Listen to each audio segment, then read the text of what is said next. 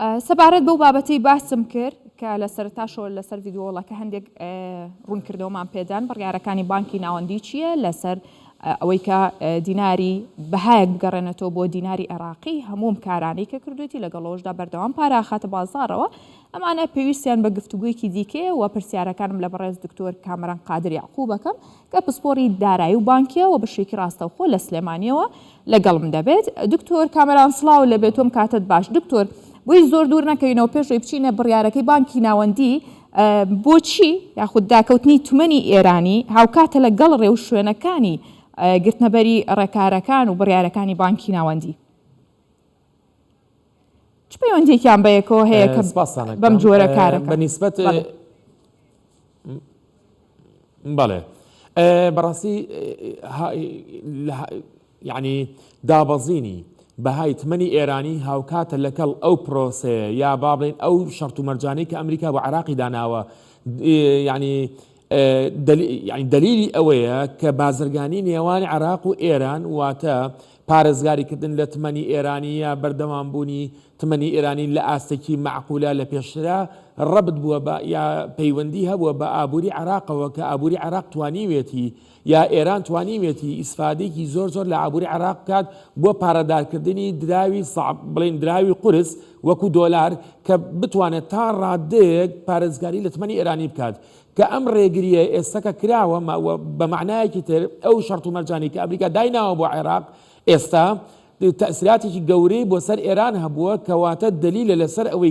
ئەوەی کە ئەمریکا پلانی بۆ داناوە بۆ ئەوەی کە فشارزی زیاتر بخات سەر ئابووری ئێران لە ڕێگەی عێراقەوە بووە کەواتە ئەو قەراراتانی کە ئەمریکا دەری کردووە هەدەفێکی صرف سیاسی بووە هیچ هەدەفێکی اقتصادی نەبووە هەرچەنە ئەو قەراراتانی کە ئەمریکا بە سەپانیۆتی بەسەر بانکی مرکزی عێراقیە جگە لەوەی کە هەدەفێکی سیاسی بووە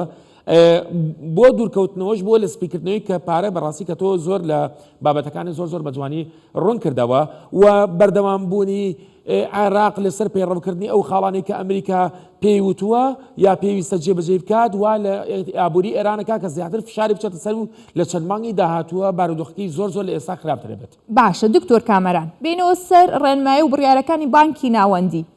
لە 20 مانگەوە بڕیاری نوێ دەرەکە کە ئەمە لە چوارچەوەی پاکێجی دووەمە و لەگەڵەوەشدا پارێکی زۆرە خاتە بازارەوە بەڵام خۆمانەی بینین کە هیچ گۆڕانکاریەکی وا دیار ڕوو نادات لە بازارە یاخود بەهای دینار بەو شێوەیە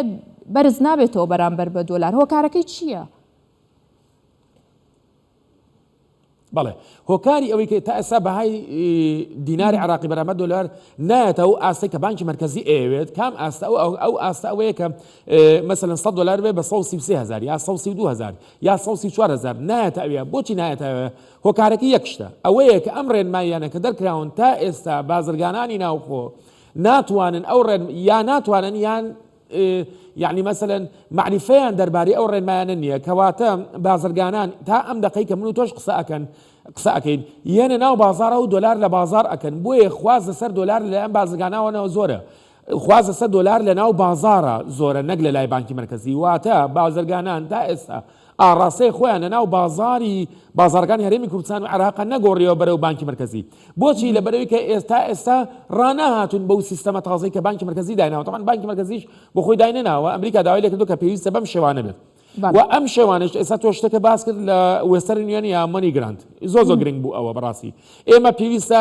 هەر تاکیشی کۆمەڵگای ئێمە بۆی هەیە 1000 تا 1500 دلار حواڵی دەرەوە بکە بەڵام بازرگانان پێویستیان بە 500,000 دلار و ملیۆن دلار و ئەوانەیە کە حواڵی دەرەوە بکەن کەواتە لەو حاڵتە پێویستی بەو شەرت و مەرجانەیە کە جێبەجێ بکە کە بانکی مرکزی دایناوە ئەو شەرت و مەرجانەش کۆمەڵێک شتن کە ئەو بازرگانانەی کە تیجارەت لەگەڵ ئێران و سووریا و لوبنان و هەنێ لە دەوڵەتانی تر ئەکەن کە بە هیچ شێوەیە ناتوان جێبەجێ بکەن و بە ناچاریانە ناو بازار و دۆلار بکڕن بەڵام ئەگەر هاتو تیجارەت یا بازرگانیکردن لەگەڵ دەوڵەتانی ترا بێت ئەو ئەتوان بچنە سەر ئەو ڕێوڕەوە و وردە ئەو شەرت و مەرجانە جێبەجێ بکەن بۆ ئەوەی کە بتوان دۆلاری یا 100 دلاری 132,000 دەستکەوێت. باشە کاتە دکتۆر ئەم ڕێنمایی و بڕیارانە ئەبێتە هۆی ڕێخستنەوە تۆکمەکردنی سیاسەتی نەختینەی عێراق؟ بەڵێ ئەم بڕیارە ڕێنمایانە جارێ بە شێویشی گەورە ڕێ لە سپیکردنەوەی پاراگری ئەمە خاڵ یەکەم خاڵی دووەم ئەوەی کە ئەمریکا ئەوێت ئەم بڕیار و ڕێنمایانە ڕێ لە تیجارەت بازرگانی نێوان عێراق و ئێرانەگرێت تا ڕادێکی زۆر چۆن بازرگانی نێوان عێراق و عێراق بۆ نمونە ئەگە بازرگانی نێوان عێراق و ئێران ساڵی 2022 8 میلیارد دلار بێت ڕەنگە دابەزێ بۆ 4 میلیارد دلار و کەمتریش بۆ 3 میلیارد دلار کامەش فشارێکی سیاسی ئەخرێتە سەر ئابووری ئێران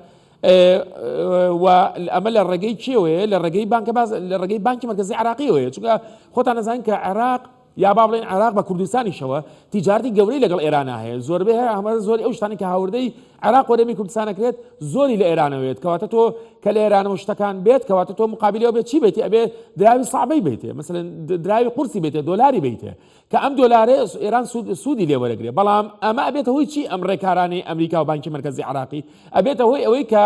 بازرگانەکان ئەو بازرگانانەی کە بازرگانیان لەگەڵ ئێرانە هەیە بەناچار ئەبێ بێنە بازار لەناو بازار بەگران بیکڕن ئەگەر بازرگانیان لەگەڵ ئێرانە نەبێ و لەگەڵ چەند دەوڵەتێکی ترا هەبێ کە هاوپەیمانی ئەمریکان ئەو کاتە دۆلاریان بە سعری هەرزانتر دەسەکەوێت کەواتە ئەگەر تۆ بتێ بازرگانی لەگەڵ ئێرانە بکەیت ئەبێ هەر دۆلار بەو گرانیە بکڕی وا لە بازرگانان ئەکات کە ئاڕاستی بازرگانیان بگۆڕن لە ئێرانەوە بۆ دەوڵەتانی کە هاوپەیمانی ئەمریکان. باشە زۆر سپاس دکتۆر کامران قادری یعقوب پسپۆڕی دارایی و بانکی سپاس بۆ ڕوونکردنەوەکانت سپاس بۆی کە لەگەڵمان بووی.